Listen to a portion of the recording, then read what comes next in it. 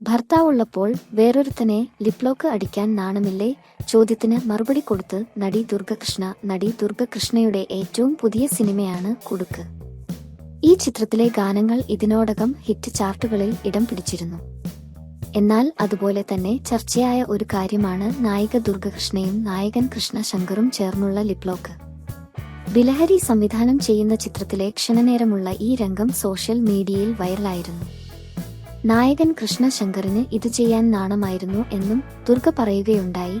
Action പറഞ്ഞു കഴിഞ്ഞാൽ പിന്നെ കട്ടില്ല, വേണ്ടത് എടുക്കാൻ പറ്റുമെന്ന ലൈനാണ് ബിലഹരിക്ക്. ഞാനും കിച്ചുവും കൂടി ലിപ് ലോക്ക് ചെയ്യുന്നു. ആദ്യം നെറ്റിയിൽ, പിന്നെ മൂക്കിൽ, ഇനി എവിടെയെന്ന് സ്വകാര്യത്തിൽ കിച്ചു ആ സമയം എന്നോട് ചോദിക്കുന്നുണ്ടായിരുന്നു. ഒടുവിൽ ലിപ് ലോക്ക് കഴിഞ്ഞ് ഞങ്ങൾ കട്ട് എന്ന് പറഞ്ഞപ്പോഴാണ് നിർത്തിയത്, ദുർഗ പറഞ്ഞു. എന്നാൽ വിവാഹിതയായ ദുർഗ മറ്റൊരാളെ ലിപ്ലോക്ക് ചെയ്തത് ചോദ്യം ചെയ്തയാൾക്കു നടി മറുപടി കൊടുത്തിരിക്കുകയാണിപ്പോൾ.